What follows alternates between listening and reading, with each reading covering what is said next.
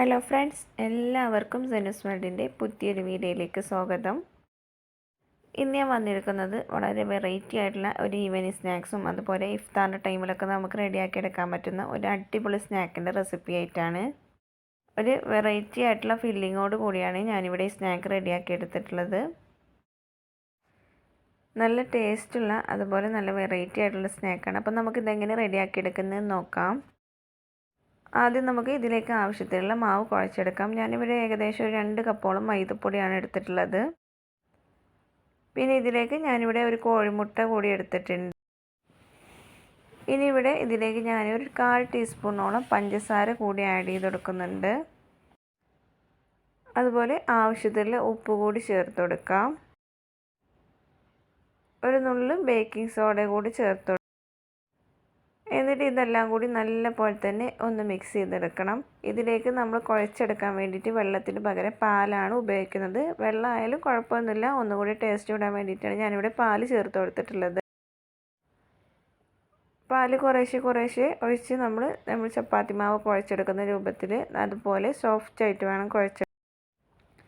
മാവൊക്കെ അത്യാവശ്യം നല്ല പോലെ തന്നെ ഒന്ന് കുഴച്ചെടുത്ത് വന്നതിന് ശേഷം നമുക്കിതിലേക്ക് കുറച്ച് ഓയിലും കൂടി ഒന്ന് സ്പ്രെഡ് ചെയ്ത് കൊടുക്കണം. നമ്മൾ ചപ്പാത്തിക്കൊക്കെ മാവ് കുഴച്ചെടുക്കുന്ന അതേ രീതിയിൽ തന്നെ കുഴച്ചെടുത്താൽ മതി.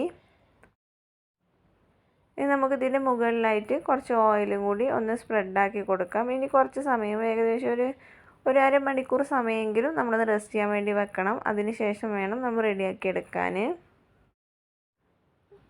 മാവൊക്കെ ഒന്ന് റെഡിയായി വരുന്ന സമയം കൊണ്ട് നമുക്കിതിലേക്ക് ഫില്ലിങ്ങിന് ആവശ്യമായിട്ട് ഒരു ചമ്മന്തി റെഡി. ഈ ചമ്മന്തി ഇവിടെ ഞാൻ റെഡിയാക്കി എടുത്തിട്ടുള്ളത് തേങ്ങ വെച്ചിട്ടാണ്. കുറച്ച് മല്ലിയില എടുത്തിട്ടുണ്ട്, 2 പച്ചമുളക് എടുത്തിട്ടുണ്ട്, ചെറിയ കഷ്ണം ഇഞ്ചി, പിന്നെ കുറച്ച് നാരങ്ങ നീര് കൂടിയാണ് വേണ്ടത്.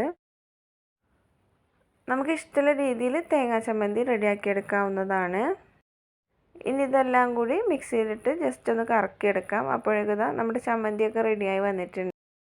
മല്ലിയിലേക്ക് പകരം നമുക്ക് പുതിനയിലൊക്കെ ചേർത്ത് അങ്ങനെയും ചമ്മന്തി റെഡിയാക്കി എടുക്കാവുന്നതാണ്. ഇനി നമുക്ക് ഇതിലേക്ക് ആവശ്യത്തിലുള്ള ചിക്കൻ ഒന്ന് ഫ്രൈ ചെയ്തെടുക്കണം. ചെറിയ പീസായിട്ട് കട്ട് ചെയ്തെടുത്തിട്ടുള്ള ചിക്കനിലേക്ക് നമുക്ക് ആവശ്യത്തിനുള്ള ഉപ്പും മസാലപ്പൊടികളൊക്കെ ചേർത്താണ് ഒന്ന് മാഗ്നേറ്റ് ചെയ്തെടുക്കാം. ഞാനിവിടെ സിമ്പിളായിട്ട് മുളക് പൊടി മഞ്ഞൾപ്പൊടി മാത്രം ചേർത്ത് കൊടുത്തിട്ടാണ് ചിക്കനൊക്കെ മാഗ്നേറ്റ് ചെയ്തെടുക്കുന്നത്. നമുക്ക് വേണമെന്നുണ്ടെങ്കിൽ അഡീഷണലായിട്ട് കുരുമുളക് പൊടിയോ ഇഞ്ചി വെളുത്തുള്ളി പേസ്റ്റൊക്കെ ചേർത്ത് കൊടുക്കാവുന്നതാണ്. ഞാനിവിടെ വളരെ സിമ്പിളായിട്ട് മസാലയൊക്കെ ചേർത്ത് വെച്ചിട്ടുണ്ട്. ഇനി ഒരു 10 മിനിറ്റ് സമയം ഒന്ന് റെസ്റ്റ് ചെയ്യാൻ വേണ്ടി വെക്കാം. എന്നിട്ട് നമുക്കിത് കുറച്ച് ഓയിൽ മാത്രം ചേർത്തെടുത്തിട്ട് ഒന്ന് ഫ്രൈ ചെയ്തെടുക്കണം.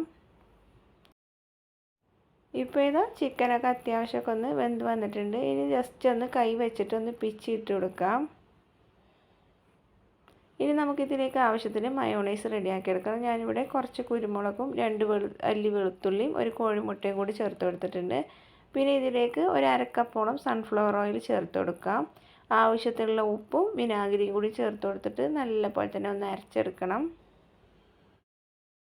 ആവശ്യമാണെന്നുണ്ടെങ്കിൽ നമുക്ക് ഓയിൽ കുറച്ചുകൂടി ചേർത്ത് കൊടുത്തിട്ട് നല്ലപോലെ തന്നെ ഒന്ന് അടിച്ചെടുക്കാം. ഇനി നമ്മൾ നേരത്തെ റെസ്റ്റ് ചെയ്യാൻ വേണ്ടി വെച്ചിട്ടുള്ള മാവൊക്കെ ഇവിടെ അത്യാവശ്യം നല്ല പോലെ തന്നെ സോഫ്റ്റായി വന്നിട്ടുണ്ട്. എന്നിട്ട് ഇതുപോലെ അത്യാവശ്യം നല്ല വലുപ്പത്തിലുള്ള ഉരുളകളാക്കിയിട്ട് ഉരുട്ടിയെടുക്കണം. ഇനി നമുക്കിത് പരത്തിയെടുക്കാം. ആദ്യം കുറച്ച് പൊടിയൊക്കെ തൊട്ട് കൊടുത്തതിന് ശേഷം നമ്മൾ ചപ്പാത്തിക്കൊക്കെ പരത്തിയെടുക്കുന്ന പോലെ അത്രയ്ക്ക് നൈസാവാതെ കുറച്ച് കട്ടിയോട് കൂടിയിട്ടാണ് ഞാനിവിടെ പരത്തിയെടുക്കുന്നത്. നല്ല പോലെ തന്നെ വലിയ ബോൾസായിട്ട് എടുക്കുകയാണെന്നുണ്ടെങ്കിൽ നമുക്ക് ഒറ്റയടിക്ക് തന്നെ വളരെ പെട്ടെന്ന് കുറേ എണ്ണം ഉണ്ടാക്കിയെടുക്കാൻ വേണ്ടി പറ്റും. ഇപ്പോൾ ഇതാ ഞാനിവിടെ അത്യാവശ്യം നല്ല പോലെ തന്നെ പരത്തിയെടുത്തിട്ടുണ്ട്. ഇനി ഇതുപോലെ തന്നെ ഒരെണ്ണം കൂടി നമ്മൾ പരത്തിയെടുക്കണം. ഇനി ഇതിൽ നമ്മൾ ഗ്ലാസ് വെച്ചിട്ട് ജസ്റ്റ് ഇങ്ങനെ മാർക്ക് ചെയ്ത് കൊടുക്കുകയാണ് ചെയ്യുന്നത്. കട്ട് ചെയ്തെടുക്കൊന്നും വേണ്ട.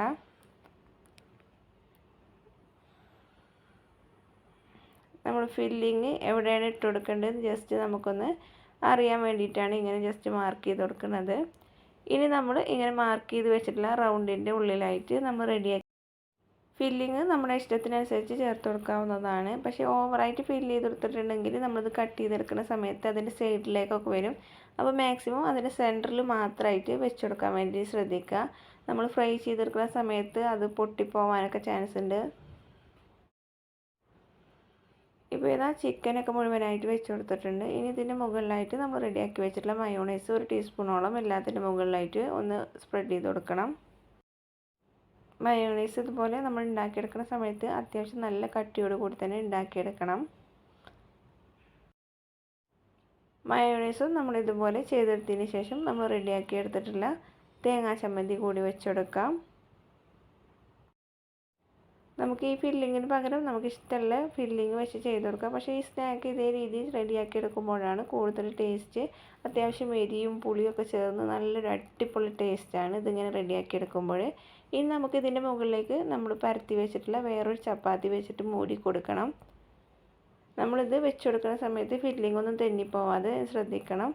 ഇനി നമുക്ക് ഇത് ഗ്ലാസ് വെച്ചിട്ട് അടയാളപ്പെടുത്തി അതേ രീതിയിൽ തന്നെ ഒന്ന് കട്ട് ചെയ്തെടുക്കാം.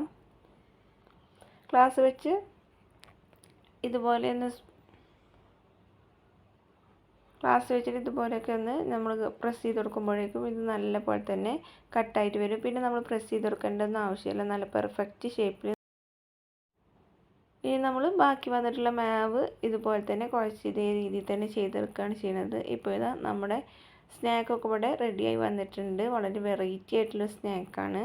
നല്ല ടേസ്റ്റുമാണ്. അതുപോലെ നമുക്ക് ഉണ്ടാക്കിയെടുക്കാൻ വലിയ പണിയൊന്നുമില്ല. ഇപ്പോൾ ഇതാ മുഴുവനായിട്ട് ഇങ്ങനെ ചെയ്തെടുത്തിട്ടുണ്ട്. ഇനി നമുക്കിത് നല്ലപോലെ ചൂടായി വന്നിട്ടുള്ള എണ്ണയിലിട്ട് ഫ്രൈ ചെയ്തെടുക്കാം. നല്ല ഹൈ ഫ്ലെയിമിലിട്ട് ഫ്രൈ ചെയ്തെടുക്കരുത്. ലോ ടു മീഡിയം ഫ്ലെയിമിലിട്ടിട്ട് വേണം നമ്മളിത് ഫ്രൈ ചെയ്തെടുക്കാൻ.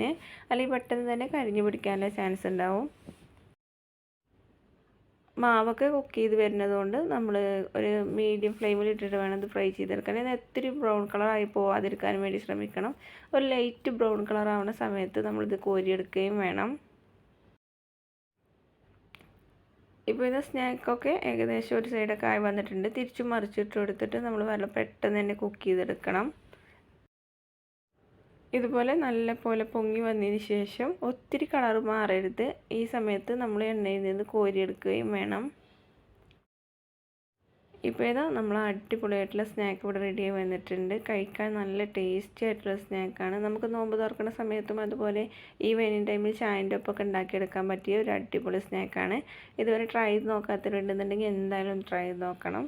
എന്നിട്ട് നിങ്ങളുടെ ഫീഡ്ബാക്ക് കമൻറ്റ് ബോക്സിൽ അറിയിക്കുകയും ചെയ്യണേ. വീഡിയോ ഇഷ്ടപ്പെട്ടാൽ ലൈക്ക് ചെയ്യുക. നിങ്ങളുടെ ഫ്രണ്ട്സിനും റിലേറ്റീവ്സിനൊക്കെ ഒന്ന് ഷെയർ ചെയ്ത് കൊടുക്കുക. വീഡിയോ ഇതുവരെ സബ്സ്ക്രൈബ് ചെയ്യാതെ കാണുന്നവരാണെന്നുണ്ടെങ്കിൽ ഒന്ന്